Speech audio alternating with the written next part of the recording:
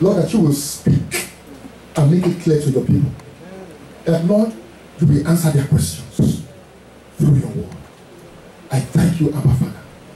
In Jesus' name, amen. Praise the Lord, Peter. Briefly, in 10 minutes, we'll give you the word of God. 10 minutes. This church was born in a fight. So we are fighters. We are fighters. From the day we were born as a ministry, we are fighting. Now, in the spirit realm, there are different levels of fights. There are different levels of fights. That's why they said to David, they said, you can't fight this giant, you're a small boy. But they did not know that David had gone through different levels of fight with bear and lion, so he could approach a giant. Because in the spirit realm, there are different levels of fighting. When husband and wife have problem in the house and there's domestic violence, they call for police. Police is for small fights. Everybody say police. Police. Small fights. Small fights. So when there's domestic violence in the house, they don't call the National Guard. When there's domestic violence in the house, as bad as domestic violence is, don't get me wrong, as terrible as it is, when there's domestic violence in the house, you don't call the US Marines. Because that is small fights. Police can handle it. Police are equipped for small fights. But if you hear Osama bin Laden is in the house, police is not coming, it's the National Guard coming. Because the level of the fight has changed. And some of you are fighting big fights with police weapons. Police is for small fights. Army is for big fights. Somebody hear what I'm saying? Yes. So there are different levels of fighting. And you've been given weapons of warfare that are mighty. You must know the fights that you're fighting. You must know the fights that you're fighting. You must know how strong your enemy is. You must know your enemy's strength and your enemy's weakness. So there are different kinds of fights. And we're going to look at two fights because of time. In 1 Samuel chapter 30, I'll just give you the reference because of time. David and his men, these are fighting men, they went out to go and raid Philistine territory. While they were raiding other territories, Amalekites were raiding them. So they get back to Ziklag. 1 Samuel chapter 30. They get back to Ziklag, and the Amalekites had taken everything, their children, their wives, and raised their property to ashes. And the men were talking about stoning David. So now David faces a dilemma. And when you face a dilemma, you don't fight the fight like that, you go to God. So David goes to God and says, God, what should I do? God said, pursue, overtake, and recover it all. Amen. So David and his men, they pursued, overtook, and recovered it all from the Amalekites. Catch this. God allowed David to fight the battle of Amalek. God allowed David and his men to fight the battle of Amalek because they were equipped for that battle. So there's some battle that God will say, you know what, I've given you authority. You fight that battle. I've put everything in you that you need to fight that battle. Go ahead and fight the battle. I've put everything you need. Pursue, overtake, and recover. The battle of Amalek, you can fight it. It is on your level. Begin to pursue, overtake, and recover it all. But if you don't seek the face of the Lord like David inquired of the Lord,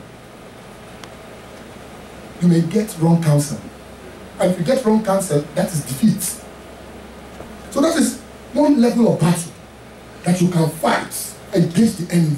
Because you have the authority and the wherewithal in the spirit to do that. But there's another dimension of warfare where you will step into and God will say, hey, for this one, you don't have to fight. I'm stepping into the battle. I will fight for you. I will fight for you. Because the one David fought, the battle of Amalek, that is police fight, small fight. But this is big fight. I'm going to step into the battle. You just stand aside and watch me fight. Says Jehovah. And so we pick this up in 2 Chronicles chapter 20. 2 Chronicles chapter 20.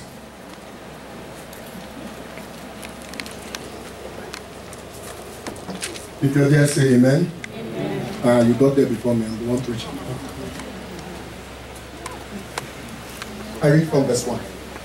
It came to pass, after this also, that the children of Moab, 1, the children of Ammon, 2, and with them others beside the Ammonites, 3, came against Jehoshaphat to battle.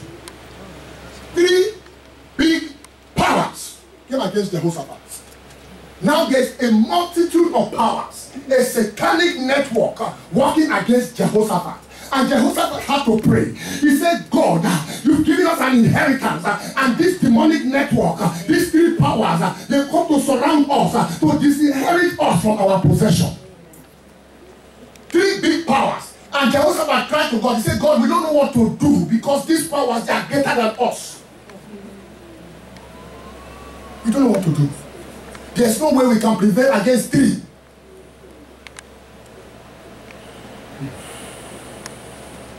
Verse 4. And Judah gathered themselves together to ask help of the Lord. Even out of all the cities of Judah, they came to seek the Lord. When you are fighting big battle, you must seek the face of God. You must seek the face of God. I jump to verse 15 because of time. And he said, the seer said, hearken ye all Judah, and ye inhabitants of Jerusalem, and thou King Jehoshaphat, thus said the Lord unto you, be not afraid nor dismayed by reason of this great multitude. For the battle is not yours, but God's. Jehoshaphat, I know you are a fighter, but this battle, leave it for me. I'm going to fight this battle myself. In this ministry, to the glory of God, there are witnesses here. Sometimes we don't shout to cast out demons. How would we cast out demons by whispering? Amen. Just, in the name of Jesus. And they say, oh, in the name of Jesus. Because we know that battle, God has stepped inside. Even sometimes we don't even talk. We say, everybody, shh, be quiet. Right? They'll be quiet. And the demon will start to shout. Why is he shouting? Because the Lord is saying, this battle is not yours. And he's saying the same thing. Step back. This one, I'm going to fight it for you. It's beyond you. Verse 17. Ye shall not need to fight in this battle. Set yourselves, stand ye still, and see the salvation of the Lord with you, O Judah and Jerusalem. Fear not, nor be dismayed. Tomorrow, go out against them, for the Lord will be with you. The Lord will be with you. He said, for the Lord will be with you. And the question is asked in the book of Romans, chapter 8, verse 31.